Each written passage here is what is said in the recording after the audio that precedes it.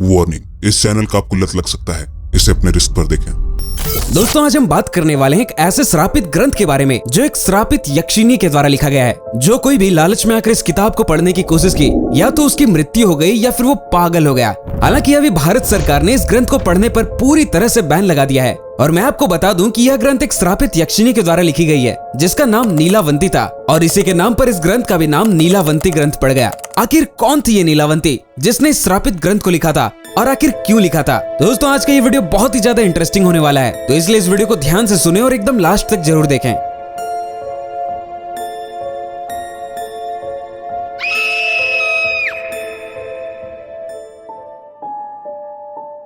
दोस्तों ये बहुत पहले की बात है। उत्तर प्रदेश के गांव में एक छोटा सा परिवार रहता था। उस परिवार में एक आदमी था, उसकी पत्नी थी और उनकी एक छोटी सी बच्ची थी। नीलावंती जब 5 साल की हुई तो उसकी माँ गुजर गई। नीलावंती की माँ की मृत्यु के बाद उसके पिता ने उस गांव को छोड़ दिया और नीलावंती को लेकर किसी दूसरे गांव में चले गए। नीलावंती के पिता को वेदों का काफी अच्छा ज्ञान था, इसलिए नीलावंती अपने पिता से वेदों का ज्ञान भी लिया करती थी। दोस्तों नीलावंती के अंदर बहुत बड़ी खासियत थी कि वह पेड़ पौधों और कई तरह के जानवरों की भाषा समझती और बोलती भी थी। यहाँ तक कि उसके सपने में शैतान भी आते थे और जमीन के नीचे गड़े हुए धन दौलत के बारे में जानकारी देते थे। लेकिन नीलावंती के अंदर उसके पिता के द्वारा दिए गए अच्छे संस्कार थे। इस वजह से नीलावंती को अगर पता भी चले कि इस जगह पर खजाना है तो वह कभी भी उसे खोद कर नहीं निकालती थी। अब धीरे धीरे करके समय बीतता गया और अब नीलावंती 20 से 22 वर्ष की हो चुकी थी। बचपन में उसके सपने में जो भूत प्रेत आते थे, अब उसके सामने वो सब हकीकत में आने लगे। कुछ समय बाद नीलावंती को ये बात पता चली गया कि वो एक श्रापित यक्षिणी है और वो किसी श्राप के कारण इस दुनिया में फंस गई है और यहाँ से बाहर नहीं निकल पा रही है। उसे अपनी दुनिया में किसी भी तरह से वापस जाना था,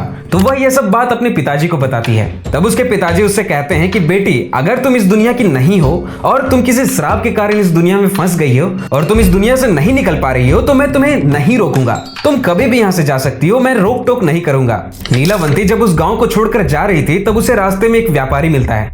व्यापारी नीलावंती को देखकर उस पर मोहित हो गया और उसके बाद फिर व्यापारी नीलावंती से कहता है कि मैं तुम्हें उस गांव में छोड़ दूंगा जहां से तुम्हें अपनी दुनिया में जाने का रास्ता मिल सके, लेकिन बदले में तुम्हें मुझसे शादी करनी होगी। नीलावंती ने व्यापारी से मुस्कुराते हुए कहा कि मैं तुमसे शादी तो कर लूंगी, लेकिन मेरी एक शर्त है कि रात के समय में मैं कहां जाती हूं, क्या करती हूं, इसके बारे में तुम कभी नहीं पूछोगे। व्यापारी ने कहा कि ठीक है, मुझे मंजूर है। उसके बाद व्यापारी नीलावंती को अपने बैलगाड़ी में बैठाकर उस गांव में ले गया।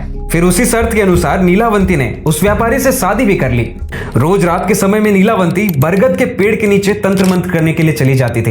एक दिन रात के समय में जब नीलावंती उस बरगद के पेड़ के नीचे तंत्र मंत्र कर ही रही थी, उसी समय उस गांव के लोग वहां पहुंच जाते हैं और नीलावंती को कई सारे पशु पक्षियों की बलि देते हुए देख लेते हैं और उस व्यापारी को जाकर सारी घटनाएं बता देते हैं। जब अगले रात को नीलावंती तंत्र साधना के लिए निकलती है तो उसका पीछा करते हुए व्यापारी भी उसके पीछे पीछे चल पड़ता है और नीलावंती को ये सब करते हुए देखकर वो व्यापारी पूरी तरह से दंग रह जाता है और उसे भी आखिरकार पता चल ही जाता है कि ये नीलावंती करती क्या है जंगल में आकर। लेकिन वो जो व्यापारी था वो नीलावंती को कुछ भी नहीं बोला। अगले दिन नीलावंती के सपने में शैतान आकर बताता है कि कल जब तुम बरगद के पेड़ के नीचे तंत्र साधना करने के लिए जाओगी तो उसी समय बरगद के पेड़ के बगल से जो नदी बहती है, उसी नदी में एक लाश बहती हुई तुम्हें नजर आएगी। उस लाश के गले में एक ताबीज होगा और उसे तुम्हें खोल लेना है। उसके बाद तुम्हें उसी नदी में एक नाव पर सवार हुआ व्यक्ति दिखेगा और तुम उस ताबीज को उसी आदमी को दे देना और वो आदमी तुम्हें दूसरी दुनिया के दरवाजे तक पहुंचने में मदद करेगा। तुम्हें अपनी दुनिया में वापस लौटने का यही पहला और आखिरी चांस मिलेगा। अगले दिन नीलावंती फिर से उस बरगद के पेड़ के नीचे पहुंचकर तंत्र साधना करने लगी। तभी वो देखती है कि बरगद के पेड़ के बगल में जो नदी है उससे एक लाश बहती हुई आ रही है।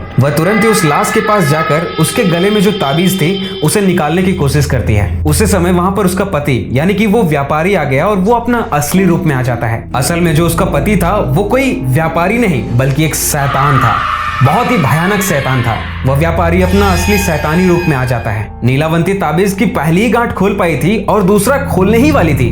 तभी वहां पर गांव वाले पहुंच जाते हैं और कहने लगते हैं कि ये दोनों तो शैतान हैं, इन दोनों को मार डालो। गांव वालों ने अपने अपने हथियार लाकर उस शैतान को तो मार दिया, लेकिन नीलावंती बच गई। शैतान होने की वजह से वो दोबारा जिंदा हो गया और नीलावंती के पास जाकर कहता है कि तुम मुझे वो किताब दे दो जिसमें तुमने अपने इन मंत्रों को लिखा है, जिससे कि तुम पशु पक्षी और पेड़ पौधों से बातें करती हो। तब नीलावंती ने सोचा कि अगर यह किताब इस शैतान को मिल गया तो इस दुनिया में अनर्थ हो सकता है। अंत में नीलावंती ने इस किताब को श्रापित कर दिया और कहा कि जो भी व्यक्ति इस किताब को पूरा पढ़ेगा वो मर जाएगा।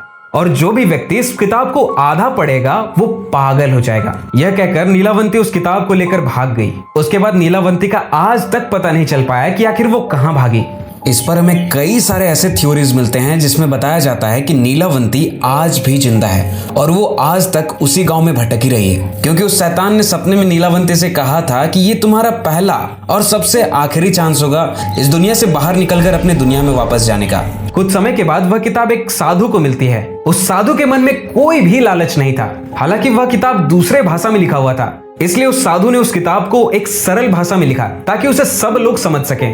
कहा जाता है कि जो भी व्यक्ति इस किताब को पूरा पढ़ लेगा वो पशु पक्षियों और पेड़ पौधों की बातों को समझ सकता है और उनसे बातें भी कर सकता है। और अगर कोई इंसान इस किताब को आधा पढ़ लेता है तो वो पागल हो जाता है। पागल इस वजह से हो जाता है क्योंकि इस किताब को पढ़ लेने के बाद इस मंत्र को हटाना यानी कि इसे डीएक्टिवेट करने का कोई उपाय नहीं है। अगर इस किताब को पढ़ लिया जाए तो फिर धीरे धीरे करके सभी की आवाजें आपके कान में गूंजती चली जाएगी। अगर आपके सामने कोई छोटी सी चींटी भी है तो भी उसकी आवाज आपके कानों तक पहुंच जाएगी कि वो क्या बोल रही है और क्या बातें कर रही है। इस वजह से कोई इंसान पागल हो सकता है। दोस्तों, ऐसा भी माना जाता है कि लास्ट टाइम इस किताब को स्वामी विवेकानंद से रिलेट करके देखा जाता है, क्योंकि दोस्तों स्वामी विवेकानंद ने मरने से पहले इसी किताब को पढ़ा था। हालांकि इस बात में कितनी सच्चाई है ये तो मुझे नहीं पता, लेकिन कई सारे रिपोर्ट्स के अनुसार ऐसा कहा जाता है। दोस्तों, और ये जो किताब है वो हमारे भारत सरकार के द्वारा बैन कर दी गई है। इसे पढ़ने पर पूरी तरह से रोक लगा दी गई है, क्योंकि कई लोग इस किताब को पढ़कर पागल भी हो रहे थे। हालांकि मैंने इस किताब के बारे में काफी जानकारियां इकट्ठा करने की कोशिश की कि ये किताब कहाँ मिल सकता है। मैंने इंटरनेट में कई जगह पर सर्च किया, बट मुझे कहीं भी इस किताब के बारे में नहीं पता चला कि आज ये किस जगह पर मौजूद है। दोस्तों, अगर आप रुद्राक्ष खरीदना चाहते हैं या फिर कई तरह के परफ्यूम्ड अगरबत्ती खरीदना चाहते हैं तो हमारे वेबसाइट महादेव लाइफ पर जरूर विजिट करें। लिंक डिस्क्रिप्शन में है और पिन कमेंट में है, आप एक बार जरूर विजिट करें। और हमें इंस्टाग्राम पर फॉलो करना ना भूलें और इस चैनल को सब्सक्राइब भी जरूर करें। आज के लिए बस इतना ही। मिलता हूं मैं आपसे अगले वीडियो में। तब तक के लिए आप बने रहे हमारे साथ और देखते रहें फैक्टोग्राम। धन्यवाद।